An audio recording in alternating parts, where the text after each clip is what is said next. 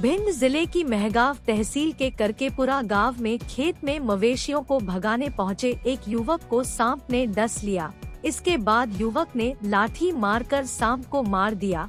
सांप की मौत के बाद नागिन युवक के पीछे पड़ गई। इस वजह से युवक भागते हुए अपने घर पहुंचा। वहीं नागिन भी पीछा करते करते घर तक पहुंच गई।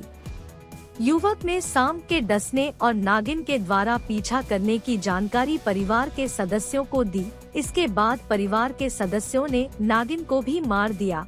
आनन फानन में युवक को गोरमी अस्पताल ले जाया गया, जहां डॉक्टरों ने उसे ग्वालियर रेफर कर दिया, लेकिन ग्वालियर पहुंचने से पहले ही युवक की मौत हो गई। वर्ष 1976 में आई नागिन फिल्म की कहानी करकेपुरा गांव में हुई घटना की याद दिलाती है। इस फिल्म में नाग की मौत के बाद नागिन बदला लेने के लिए नाग की हत्या करने वाले लोगों के पीछे पड़ जाती है। बता दें कि 28 वर्षीय नरेंद्र पुत्र गुलाब सिंह लोधी निवासी करकेपुरा सोमवार को घर से 1 किमी दूर स्थित खेत में मवेशी भगाने के लिए गया था।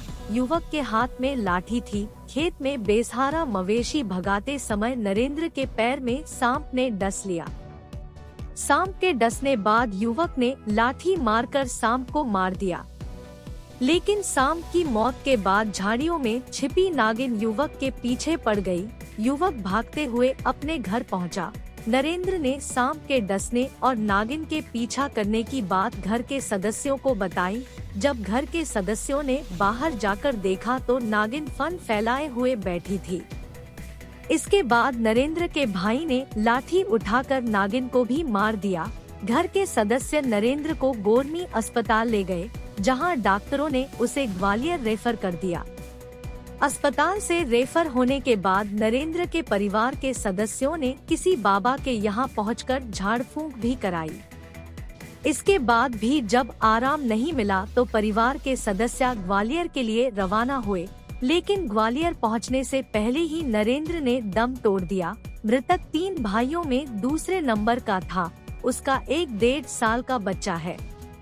सर्पदंश के अधिकांश मामलों में ग्रामीण डॉक्टर की बजाय झाड़ फूंक करने वाले के पास पहुंच जाते हैं। यदि सांप जहरीला नहीं हुआ तो व्यक्ति ठीक हो जाता है और लोगों को लगता है कि झाड़ फूंक से उसकी तबीयत ठीक हो गई।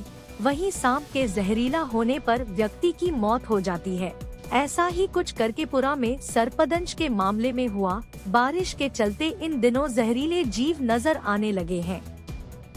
कभी कभी उनका इंसानों से सामना जानलेवा तक हो जाता है। ऐसे में सावधानी बरतना बेहद जरूरी है। सर्पदंश के मामले में ये करें। सांप या अन्य कोई जहरीला जीव काट ले तो सबसे पहले घाव को अच्छे से धो ले। सांप के काटने वाले स्थान के ऊपर प्रेशर बैंड का इस्तेमाल करें और लकड़ी के सहारे कपड़ा बांधकर खून को शरीर में फैलने से रोके। घाव पर ड्रेसिंग न करें और दंश का शिकार व्यक्ति को तुरंत नजदीकी अस्पताल में ले जाएं। जहरीला सांप जब भी डसता है तो उस स्थान पर दांत के 4 निशान दिखेंगे। बिना जहर वाला सांप जब भी डसता है तो उस स्थान पर केवल दांत के 2 निशान दिखाई देंगे। जहरीले सांप के ऊपरी जबड़े में दांत होते हैं। यह 2 बड़े दांत विषग्रंथि से जुड़े होते हैं। जब सांप डसता है तो इनके माध्यम से वह जहर व्यक्ति के शरीर में अंदर छोड़ता है। घरों के आसपास की जंगली घास समय समय पर कटवाते रहें। घर और दुकानों में रखे कबाड़ को इकट्ठा न होने दे। छोटे छोटे गड्ढों और दरारों को बंद करें। खेत और पर्यटन स्थलों पर जाते समय सावधान रहें। घर की नालियों के मुहाने पर जाली लगाएं।